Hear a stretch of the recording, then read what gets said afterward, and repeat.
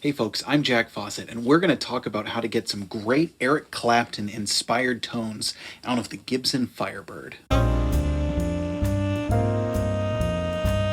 Clapton was known for using a Gibson Firebird during the twilight of Cream, one of the greatest bands of all time, in my not so humble opinion. And he's an exceptionally important figure in the history of this guitar. He's really one of the ones who put this guitar on the map, as well as later players like Johnny Winter and, of course, Alan Collins. I'm giving the Alan Collins folks some credit here because I did a big Firebird video a couple years ago and forgot to mention Alan Collins. Got a lot of heat for that. Sure enough, Keith Williams from 5 Watt World just did his big Firebird history, didn't mention Alan Collins, got heat too. So, for all of you Alan Collins fans, here's the shout out to him. But for this video, we're going to focus on Eric Clapton. Now, Clapton acquired a 1964 Gibson Firebird I in 1968 and used it extensively with Cream performing live. Now, this is obviously not a Firebird I. This is a Firebird V. This is a modern Firebird V. And the Firebird I would have been the stripped down Firebird. It has a single pickup with a wrap tail bridge, and it has the dot inlays without the neck binding. It had the banjo tuners. All in all, a really great guitar, and in my opinion, one of the greatest guitar tones Eric Clapton ever had. His tone and his playing with Cream in general was otherworldly, and the Firebird was no exception, and it had this unique voicing and it had this unique kind of bite and attack to it that I think was even in its own world apart from the other Gibsons he used, which would have been early on a Les Paul, then the famous Fool, the Painted SG, as well as his Cherry 335. When I first heard Clapton playing a Firebird, I actually didn't know what I was listening to, but it immediately struck me, and it was on a live performance of White Room, which is one of the songs he was known for using it for. And it had just had this, again, this bite, this snarl, almost a hint of twang to it. And again, remember, it was the single bridge pickup guitar. It did not have the neck pickup. The rest of his rig would have been the same. He loved to daisy chain 2 Marshall Super Lead 100s, the plexi heads, full stack, daisy chain them, and he had a wah pedal, not really anything else going on. The guitar into the wah pedal, into the amp. But the interesting thing is that with the Firebird, with the lower output and kind of more slender and twangy mini humbucker versus the fat sounding humbuckers, that same rig just sounded quite a bit different. So I want to talk about some ways that you can get a tone inspired by that famous Clapton Cream tone. Now, I am going to harp on inspired by here. I'm not going for an exact tone, and there are a number of reasons why. Number one, I'm not Eric Clapton, and neither are you. Unless Eric Clapton happens to be watching my video. It's presumable that he watches YouTube, in which case, hi Eric. Thanks for watching my video. Number two, context is very important as well. Not only am I not Eric Clapton, I'm not playing in a power rock trio with Jack Bruce and Ginger Baker. I'm not playing on stages where I could remotely come close to turning up a Marshall amp rig like that. And even on stages that size nowadays, they want to run you through a sound system, and you're probably not going to dime it. In fact, Mark Knopfler, when I saw him in Boston a couple years ago, was playing with a Kemper. The live music world has changed since 1968, if you can believe that. Number three, not only is context key, but consistency is key. There's not necessarily anything saying that Clapton would have dialed it in or used exactly the same everything every single time he used a Firebird. One of the things that you need to look for when you're trying to get the tone is he was reliant on the amplifier overdriving itself in order to get a lot of gain. Well, what if he was playing in a smaller room? We're going to talk about that in a second too. It's going to completely change the dynamics of the tone. So what I'm doing in this video is going with the basic sounds and the basic idea of the rig, and then once I get into that kind of ballpark of the tone, just going to tweak it until it sounds good to me and suits the way that I play and suits the situations that I might use it in. Now I'm using two different rigs to show some different cool tones in this. I'm going to use a modeling rig and then an actual amp and pedal rig. What you heard at the beginning was the actual amp and pedal rig, using another famous Eric Clapton amplifier for this one, which is a Marshall Bluesbreaker. It's a JTM45 212 combo, and it has dual Alnico speakers in it. Now I'm using 3 pedals to try and attack that cream tone. The reason that I'm using pedals is because that amp is ridiculously loud, and again, my goal here is to try and share with you some ways you can get a tone inspired by that in a modern real-world setting where you're not turning up, that amp's 45 watts. It's not nearly as loud as the 100-watt one, and still, that thing will shake my entire house if I turn it all the way up. So I want to show you how you can get close to it and get some inspired by tones that'll work for you in more of a real-world setting. For that rig, I just mentioned, it's the Marshall Bluesbreaker. It's the JTM45 combo. The 3 pedals I'm using a Wampler and then a pair of Keeleys.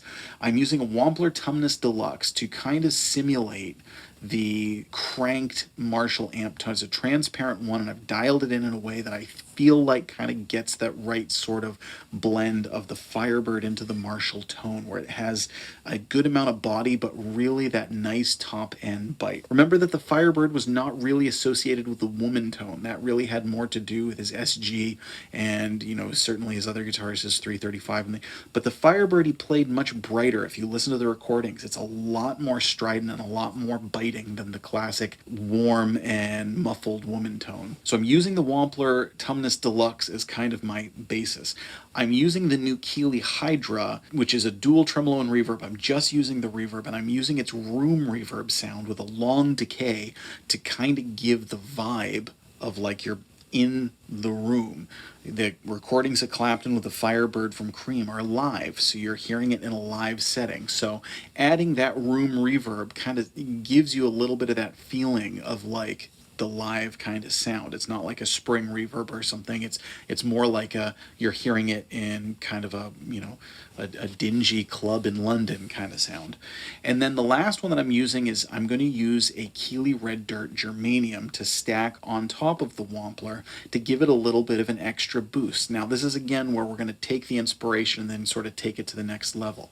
Clapton would have really just gotten the amp to a certain point of roaring and then used his volume knob and whatnot to adjust for different levels of gain and of course different levels of volume. And I am going to do that too, but if you kick in an extra overdrive on top, you can almost get it to sound a little bit more like some of those other more high-powered guitars if you're using a Firebird and just want a cool cream tone in general, and you're not necessarily like, well, it has to be the Firebird cream tone. It could also be kind of more like the SG or the 335 or whatnot. For the EQ settings, and again, this is something that I did as much research on as I could, but it's hard to figure out exactly because, believe it or not, when Cream was doing their tours in 1968, they wouldn't have necessarily thought that 50 plus years later there would be legions of guitar nerds with baby televisions in their pockets nitpicking over whether or not he had his mids at 7 or 10. I know I'm shocked too that they wouldn't have foreseen this, but as far as I can tell, based on research, and there's some great blogs and things and articles about this on the internet, which I encourage you all to look at, it seems that he may have actually played it with the EQ all set to 10. This is a distinct possibility. Now, I found that that was a little bit much in the rigs that I'm using here, so what I did was I set the mids to 10, and then the bass and the treble I've backed off a little bit. Now, this is both for the real amp rig and the modeling rig. Now for the modeling rig, I'm using the Line 6 Pod Go, and I've created a Cream, I call it Cream Legend 68. It's a preset which I'm going to make available from my website for those of you who are Pod Go users. If you're using other modeling things though, whether it's something else in the Line 6 line, like HX or whatnot, or whether you're using other modelers that are out there, start with a Marshall kind of plexi, super lead, a vintage Marshall sound, and if you kind of use these EQ tricks, you can get into that right sort of ballpark, and then use a lot of the amp drive in the modeler. So in the modeler, I've got a similar EQ, I've got the amp itself rip-roaring with the matching 412 cabinet, and I'm using some of the reflection and hall reverbs in that again to create that sort of illusion of like you're hearing the Cream record. That's part of it, is creating the, not just the tone, but the atmosphere of the tone.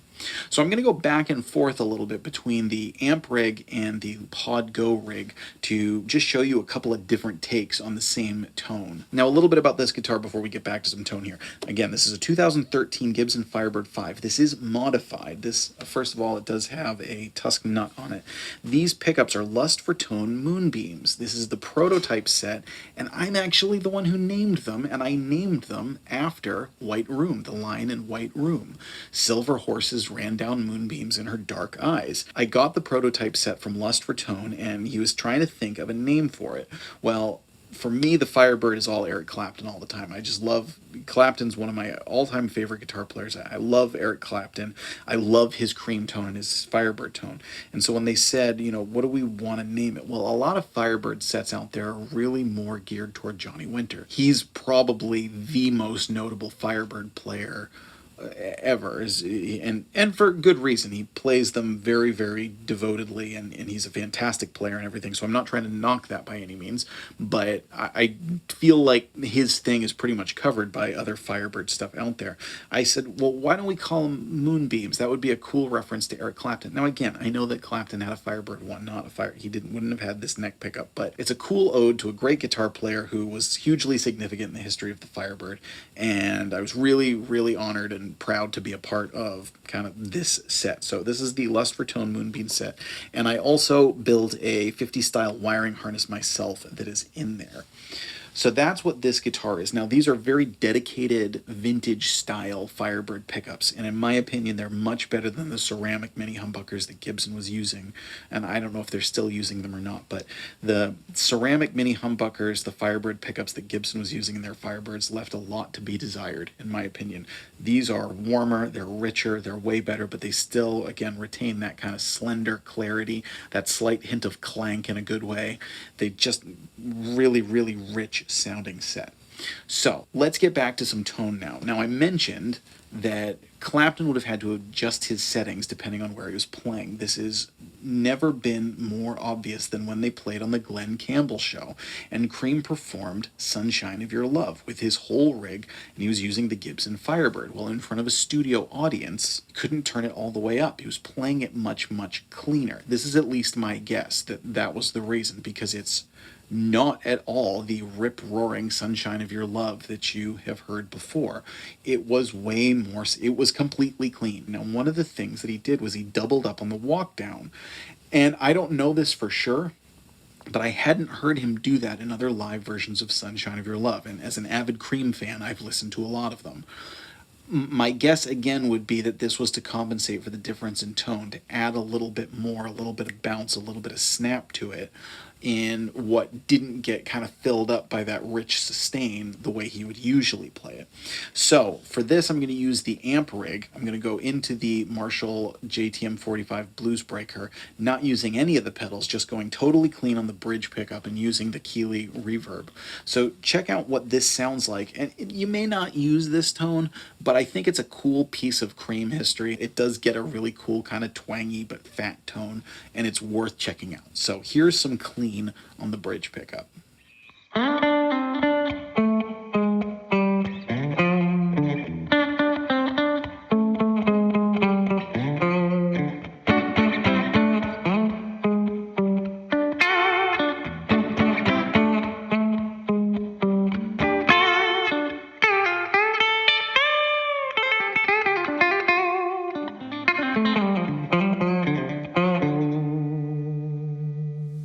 All right, now I'm going to go back and forth with each rig and play some Cream bits here that are just using what is, in my opinion, kind of most like what the actual Cream Clapton Firebird sound would have been, which is that natural kind of amp drive that didn't get crazy saturated but had a nice bite to it.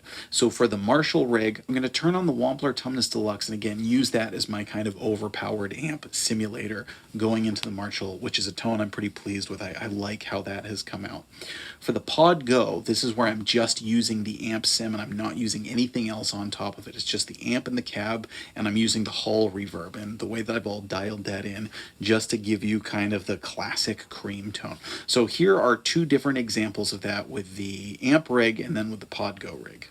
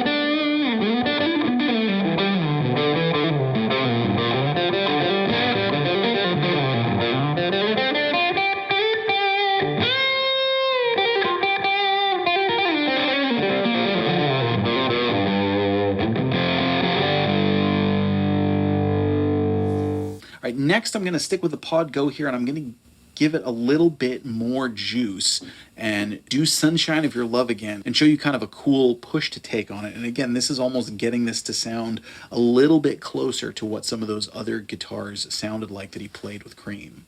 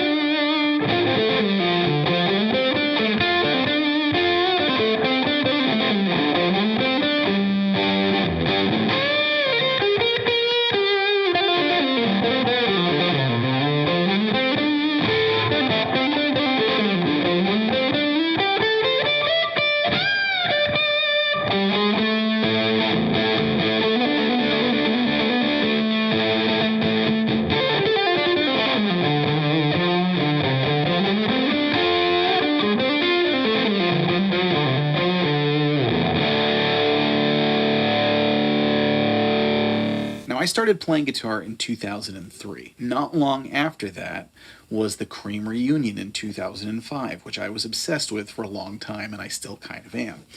In the Cream reunion gig, Clapton played his modern rig. He played a Fender Stratocaster into a Fender Tweed twin amplifier that was really driving. Now, he's Clapton and he always sounds like Clapton. That performance also is some of the very best of all of that band, of Ginger Baker, Jack Bruce, may they both rest in peace, and Clapton.